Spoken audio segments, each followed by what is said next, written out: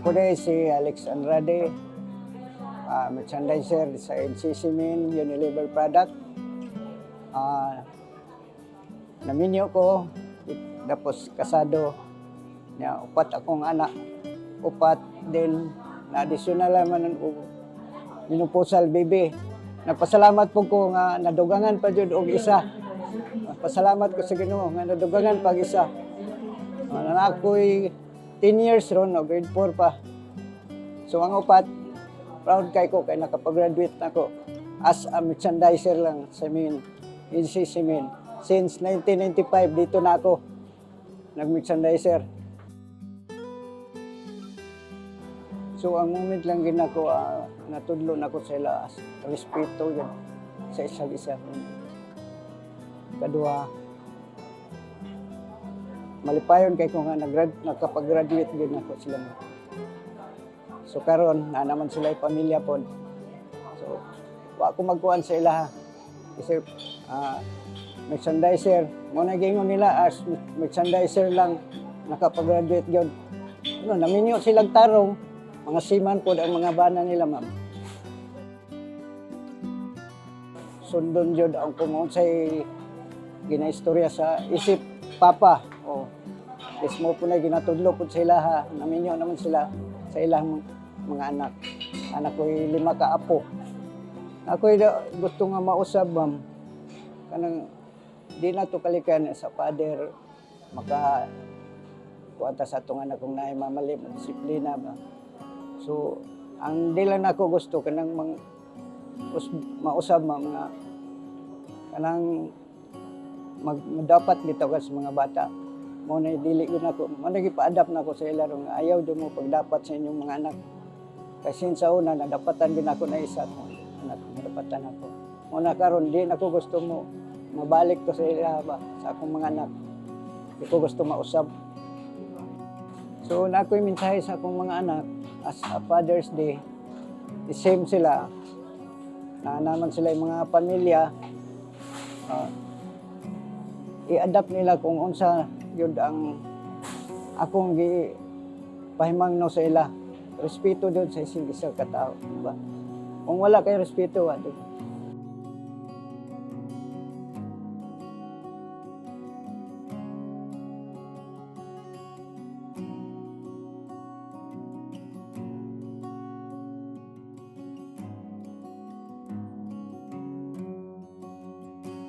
Ako si Artemio Dalagan Gomez. Akong edad 58. 30 years ko insakto karon sa NCCC nga nagtrabaho. Ang ako ang profesyon 2 years na ko sa college pero wala na ko na human ang 2 years. Antod nga nanarbaho ko diri ko sa NCCC. Nag-start ko sa pag-apply na ko diri sa Davao, Main, pagkadawat na ko, gipadala ko Palawan. Dito ko nag-start. Dito po ko naminyo. Dito ko nakabuo og 2 ka anak, babae o lalaki. Ang pinaka-proud na ko nga moment nga sa ako ang pagkaamahan, nga una, nakahimo kog 2 ka anak nga mga maingon na to nga butan. Masinugtanon sa ginikanan. Medyo swail pero makaya man i-manage. Siyempre mga batanon naman jud ta sa stage nga kailangan nato i-guide sila para masunod nato ang ato ang gusto nga ma-align sila sa kanang dili binuang o kanang sa malikay sa mga binuang. Una, as sa ginikanan, ang pinaka kanunay jud nato nga sa ato ang mga anak isulti sa ato ang mga anak na eskwela, kailangan makahuman og mga profesyon. Unya kailangan nilang musabay sa cycle sa tawagan ni sa kinabuhi nato karon. Dako ug daghan kay una as a father medyo stricto ko. Di ko gusto og kanang lapat sira. Sa time sa mga bata nga napa sila sa grade school hangtod sa high school, kung pwede nga pagka alas 6 nanagid sila sa balay. O gani ako ang pinakaano sa una. Kung mauna man kog uli, kinala mo explain gid sila anong nadugay man ka, wala may wala naman mo sa anuhan, sa eskwelahan. Unya medyo disciplinary father ko sa time na nako nga ang ako ang mga anak nakatilaw gina sila og bakos sa mga pero dili pang tampalasan nga klase nga disiplina lang para lang mapasunod nimo ang imuhang paggiya para mulambo sila.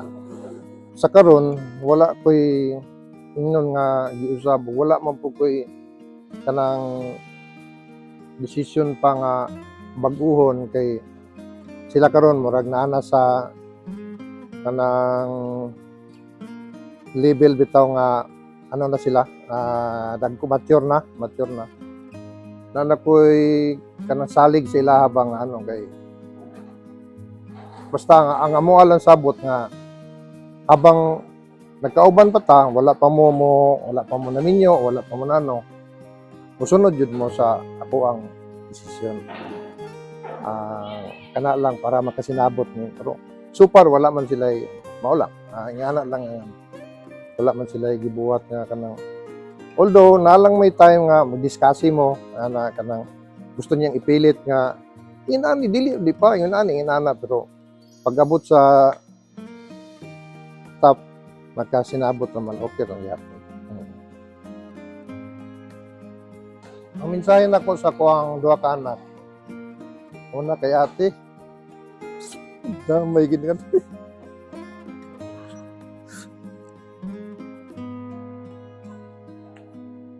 pamilya gani hilak yun sigud saon.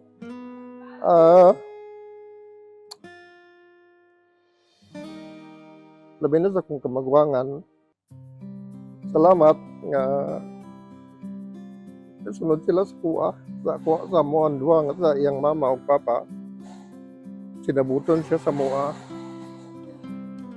O sa kuha nga daughter, sa kuang son.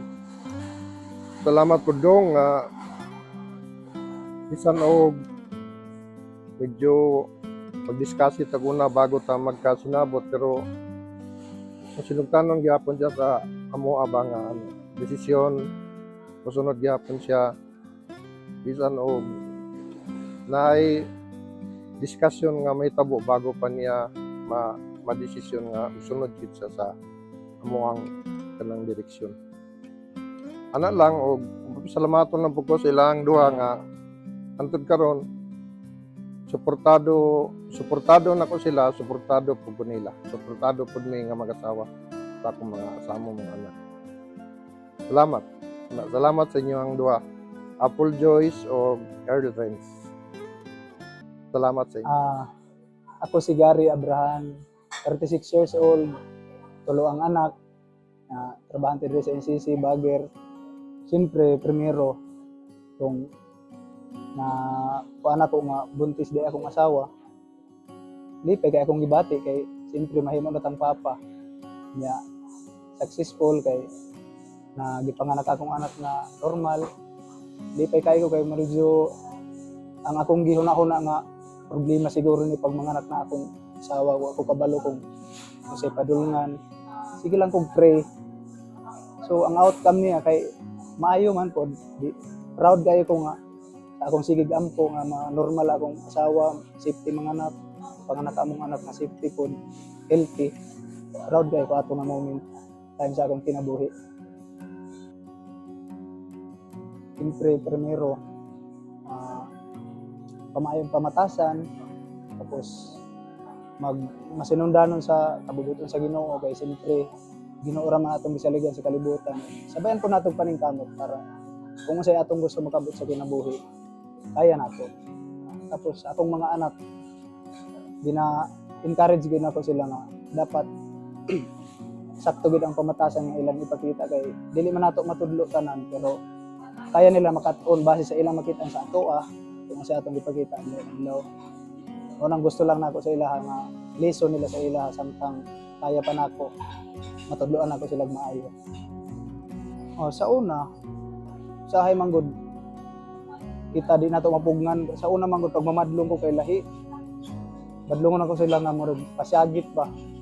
Gusto nako makakat-on lagi sila sa istorya pero base sa akong kuan usahay makapanghimasa pud sa mga kuan ba sa mga news dili dayto maayo. So karon hinahina na kog usab dapat hinayo lang kung naa kay itudlo maayo sa maayong buhaton dili mo sagitan magbadlong ka nahina lang mag-istorya kay para ang mga bata pod nagdako nga dili kayo pud kuan sa ato ba na ikahadlok para sa akong mga anak. Wala man ko laing mahatag sa inyo samtang kusgan pa ko suportahan ta mo kung sa inyong gusto sa inyong pag-eskwela timanon lang ninyo happy kay ko kay inyong mga grado pero buyag pod makapakuan sa ako aba nga kaning kamot permanente adlaw-adlaw dili lang pod ako lang asawa nako nga supportive pod kayo sinabtunon sa ako bisan sa usahay dili man gyud ta perfect naaman tay mga kakulangon pero makasabot ra pod siya sa akong mga anak pod bisan pag magkabali-bali ang panahon mga anak tamo palangga tamo kaning kamot lang sa inyong pag-eskwela kay maoro na mabili nako samtang naa pa kuning kalibutan nga di na ninyo malimtan nga ako inyong papa palangga tamo permi. Ako day si JR Odang, 40 years old, taga Boulevard, Bukana, Davao City. Ang akong anak duha ka buok si Margaret ug si Vincent Odang. Proud na ko mga akong mga anak na mahatag na ko ilang mga gusto sa tanan nga ilang sa ilang pag-eskwela, ilang pagpaningkamot. Actually ako mga anak mga honor student. Wanang kuan po ko mga kuan po ko nga maningkamot og maayo para sa ilaha na makabot ilang goal, makahuman sa pag-eskwela. Mao na nga akong paningkamot as father para sa ilaha. Ang provide na ko tan nilang mga kinahanglan sa pangadlaw-adlaw hangtod sa mahuman sa ilaha sa pag-eskwela. Na makagraduate sila. Dili tanan butang sa kinabuhi dali. Kailangan jud paningkamutan aron makabot nimo ang imong goal sa imong kinabuhi nga labi na kung naa kay mga pangandoy nga gusto nimo makabot pa. Kailangan paningkamutan, haguan, ug imuha yung sakripisyohan. Ora ako mahatag na ko makakuan ako sila nga dili tanan butang di tanan butang dali nga imo makabot. Tanan butang makuha nimo sa pagpaningkamot.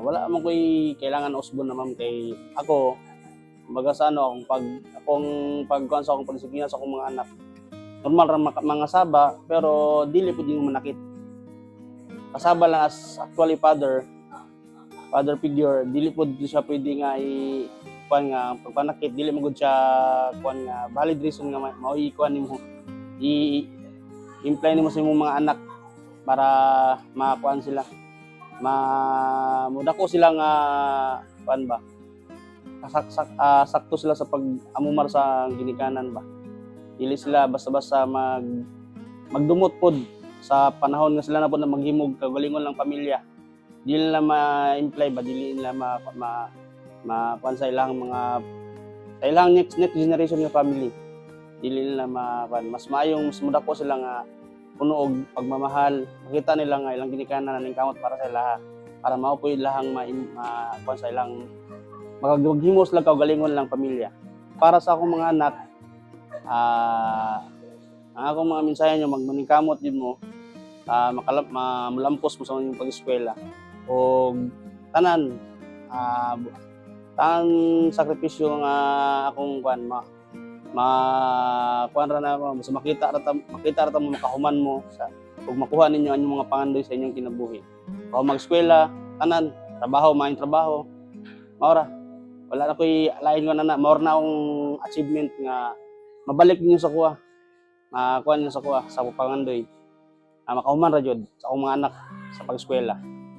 Salamat. Ako si Mr. Dodi Andriano, napoy anak, tulo ka buok. Ang kinamugulangan 8 years old, kaduha 5 years old, ay katulo 7 months. 2 ka lalaki, 1 ka babae. As a father, akong proud na ako bang kutun yung panganak ako ang silang tulo kay grabe yun akong sakripisyo ato sa ilaha, hospital. Grabe pakita og paagi ma'am na para ma-survive lang gid mi sa kuan ba sa mong kuan sa hospital, mga billings. Sakripisyo po ako sa akong asawa. Ako ang gusto na makuan lesson gid ma'am nga gusto na ko makuan nila.